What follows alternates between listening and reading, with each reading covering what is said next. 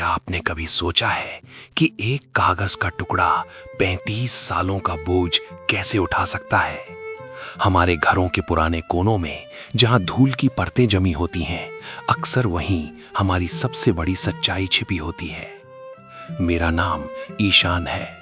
दादाजी के गुजरने के बाद जब मैं उनके पुराने पुश्तैनी घर की सफाई करने पहुंचा, तो मुझे अंदाजा भी नहीं था कि एक लोहे की पुरानी तिजोरी के पीछे मुझे अपनी पूरी विरासत का सबसे बड़ा राज मिलने वाला था। वो घर जिसे समय ने जैसे भुला दिया था। खिड़कियों से आती धूप में मिट्टी के कण नाच रहे थे। पुरानी लकड़ी की वो गंध जो आपको सीधे बचपन में ले जाती है। सामान हटाते समय मेरी नजर एक छोटी सी दराज पर पड़ी जो शायद दशकों से नहीं खुली थी। उसके अंदर सबसे नीचे दबा हुआ था एक लिफाफा। कागज पीला पड़ चुका था, किनारे थोड़े फटे हुए थे, लेकिन उस पर साल 1990 की मुहर एकदम साफ थी। और उस पर लिखा नाम वो मेरे दादाजी का नहीं था, वो नाम था अंजलि। मेरे हाथ कांप रहे थे। दादाजी, जिन्हें हम सब ने हमेशा एक बहुत ही शांत और थोड़े सख्त इंसान के रूप में देखा था, उनकी जिंदगी में अंजलि कौन थी? मैंने बहुत संभल कर उस खत को खोला। खत के साथ एक सूखी हुई चमेली की कली बाहर गिरी, जो अब सिर्फ राख जैसी धूल बन चुकी थी। खत की पहली लाइन नहीं, मेरे पैरों तले जमीन खिसका दी।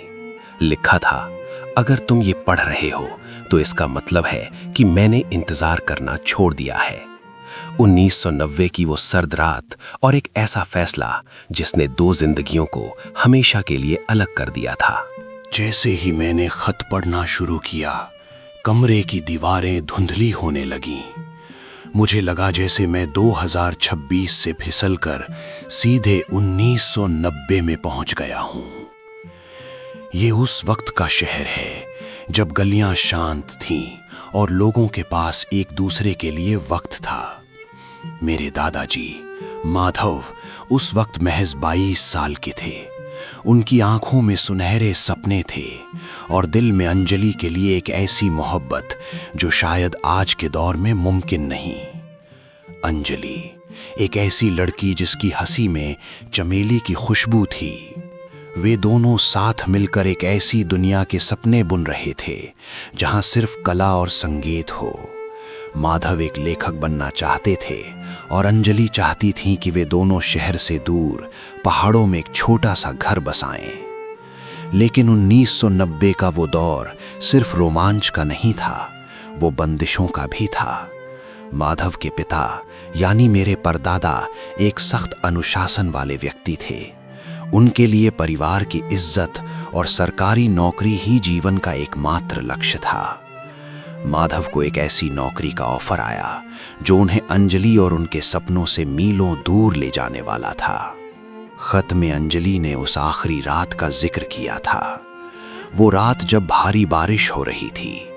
अंजलि ने माधव को रेलवे स्टेशन के बाहर पुराने बरगद के पेड़ के नीचे बुलाया था। उसने लिखा था, माधव, मैं जानती हूं कि तुम पर दबाव है, लेकिन अगर तुम आज उस ट्रेन में बैठ गए तो हम कभी वापस नहीं मिल पाएंगे। मैं यहां इंतजार करूंगी। खत के साथ ये चमेली की कली भेज रही हूं। ये जब तक महकेगी मेरा इंतजार रहेगा। माधव स्टेशन पहुंचे। हाथ में जॉइनिंग लेटर था और दिल में अंजलि की वो आवाज। माधव उस रात स्टेशन पर खड़े रहे। ट्रेन की सीटी बजी, लोहे के पहियों ने शोर मचाया और माधव उस ट्रेन में बैठ गए। लेकिन वो अपनी खुशी के लिए नहीं गए थे। खत के अगले पन्ने पर अंजलि का दर्द नहीं बल्कि एक हकीकत लिखी थी।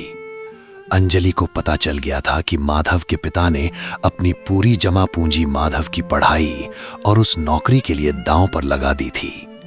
अंजलि ने लिखा था, माधव, मैंने तुम्हें स्टेशन पर बुलाया था ताकि मैं तुम्हें रोक सकूं, लेकिन जब मैंने तुम्हें दूर से अपने पिता का हाथ थामे देखा तो मुझे समझ आ गया कि तुम्हारा प्यार सिर्फ मुझ तक सीमित नहीं है, तुम अपने परिवार की उम्मीद हो, इसलिए मैंने तुम्हें आवाज नहीं दी।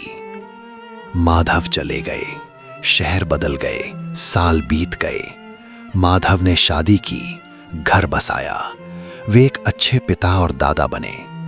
लेकिन उस अलमारी के पीछे छुपा ये खत बताता है कि उन्होंने कभी अंजलि को भुलाया नहीं था। उन्होंने इस खत को कभी खोला ही नहीं था, शायद इस डर से कि कहीं उनकी हिम्मत ना टूट जाए, या शायद इसलिए क्योंकि वे जानते थे कि अंजलि का प्यार उन्हें माफ कर चुका होगा। अंजलि ने खत के अंत में लिखा था, शायद हम इस जन्म में साथ ना हो, पर जहां भी तुम रहोगे मेरी दुआएं तुम्हारे साथ रहेंगी। ये चमेली की कली मुरझा जाएगी, पर मेरी यादें नहीं। मैंने उस खत को वापस उसी लिफाफे में रख दिया।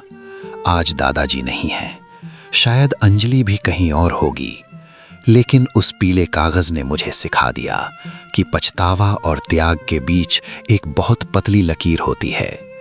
हम अक्सर समझते हैं कि हमारी जिंदगी के फैसले गलत थे, पर कभी-कभी वो फैसले किसी और की दुनिया बचाने के लिए जरूरी होते हैं।